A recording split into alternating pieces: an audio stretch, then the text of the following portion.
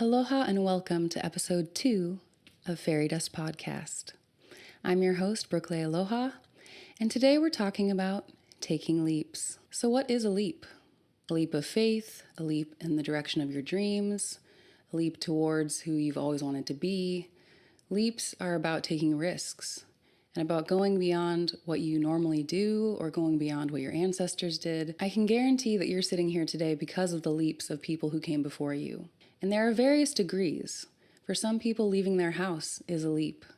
For others, moving to another country is a leap. For some, stepping on stage and speaking on a microphone is a leap. So there are many different ways that we can perceive a leap.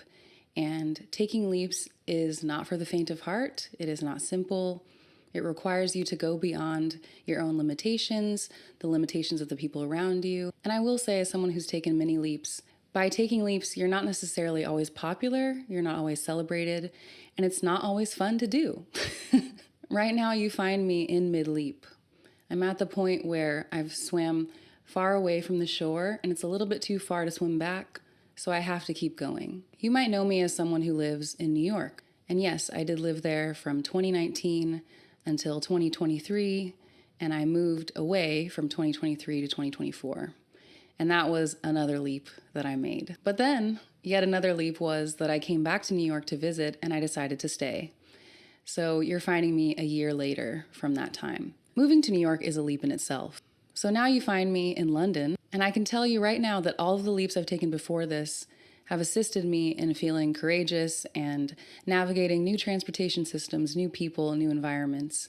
And yet, I still have the thought often in the last week of being here, what the hell am I doing?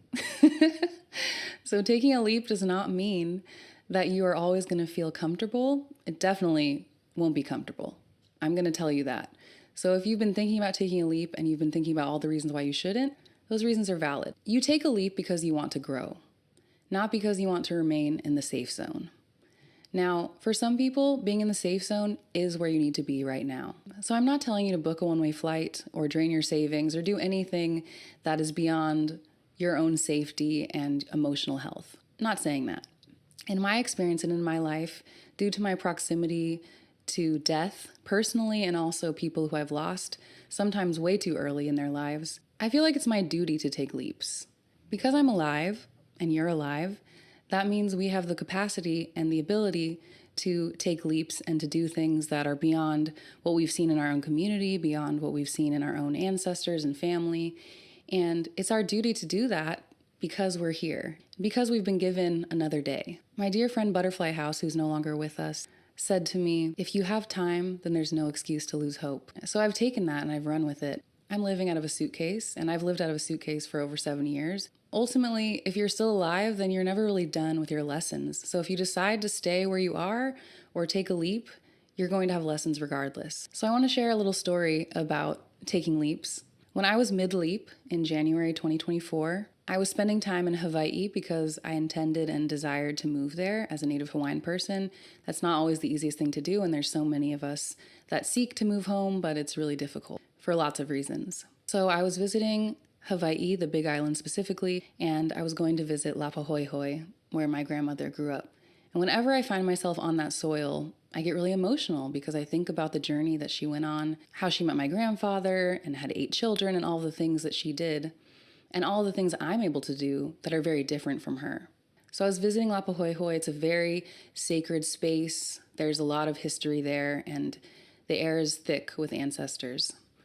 So I went there, and as I usually do, I was leaving offerings and praying and chanting by the water, and I felt this strong urge to jump in the water. And it's not the safest place to jump in the water, so I went around to the other side where there's a pier and a dock, and I saw these little kids who were less than half my size. They were probably about 5 or 6 years old, and they were all jumping in the water, having a good time, laughing and joking. And so I went up to them, and I asked them, can you show me how to get into the water?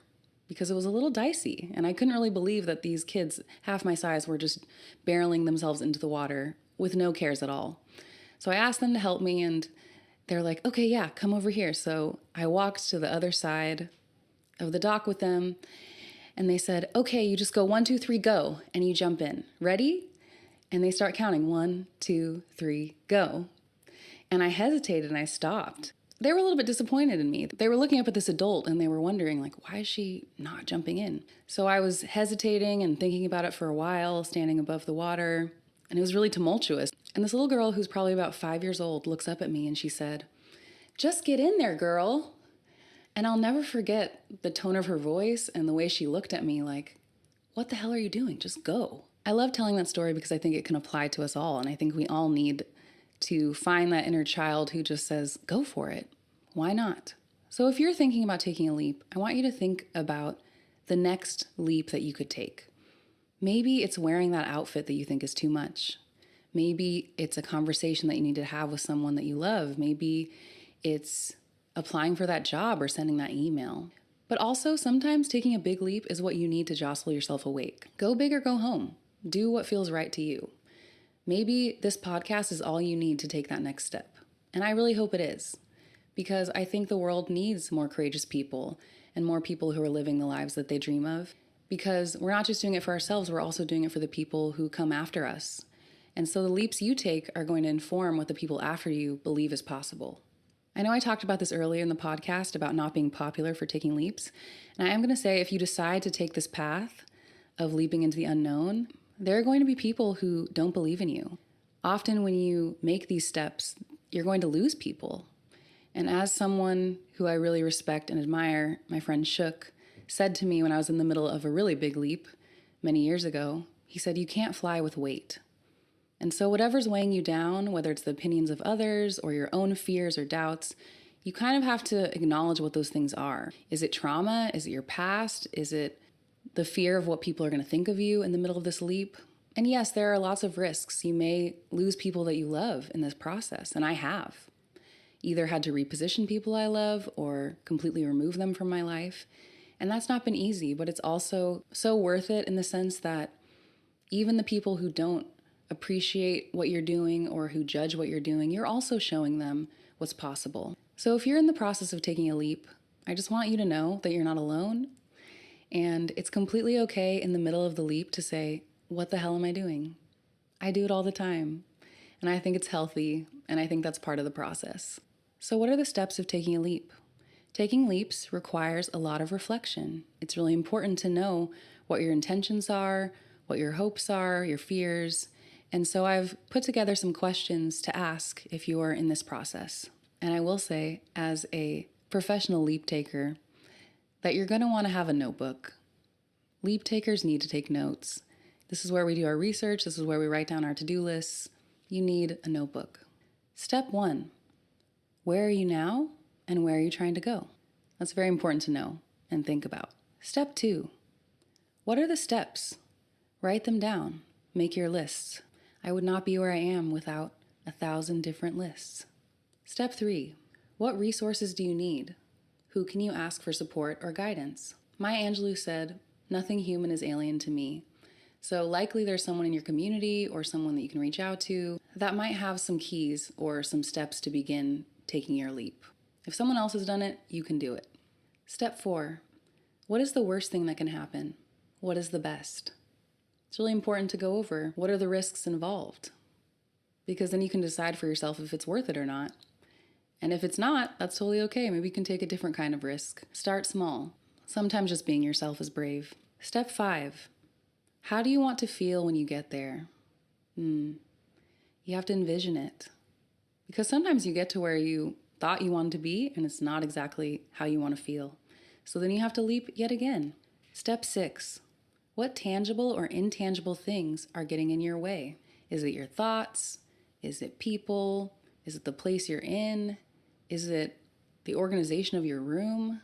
There might be just something in your way. So let's try and remove those blockages so you can actually get started. Step 7, what is the most empowering step I can take towards this leap? You have to start somewhere. So maybe today, the first step you take towards that leap is acknowledging that you want to make a change in your life. But then tomorrow, you have another step to take. Stay in motion as much as possible. Because a lot of the times we may think that our leap is 5 years away, 10 years away, but it's actually something that we can begin now. And all of the effort and energy that we put towards this leap or this big step in our lives usually takes time and contemplation, But if you've been contemplating it already, you're probably more ready than you think that you are. I've felt that way a lot about the things that I've done, is that I've been cooking or brewing this idea or this thing that I want to do. I've been preparing for it through many different ways, through jobs, through relationships. And so once I actually step forward and begin taking those steps towards the leap, it's actually not as hard as I thought. So what's your next step? And the last one, which is the most important one, what is my recipe for taking care of myself during this process? This is your safety net. And a lot of times your safety net isn't necessarily other people, but maybe your recipe does involve reaching out to people you trust. So don't talk to the most fearful person in your life. Talk to the person who knows you and who respects you and who believes in you. I have to shout out Butterfly House again for the recipe, because he always talked about how you need to put a protective layer around yourself, and that involves coming up with your recipe for self-care. So sometimes in the middle of a leap, you're completely bereft. You're either stricken with sadness or fear or doubt or any of those emotions that are hard to deal with. And especially when you're doing something that's vulnerable or courageous, you're going to need a safety net. So those little bits of self-care, those things that you do to replenish your batteries, those things are going to be extra important in the middle of a leap. When I feel stressed about anything, I just press the pause button. I've just learned to stop, because if I'm feeling stressed or anxious, I can't make clear decisions in that place. If you've done all the things on your recipe list and you still feel scared or upset, then just take your foot all the way off the gas. That's what my mom would say. Just completely take a moment away, go outside, breathe fresh air, and all the answers that you need will come to you.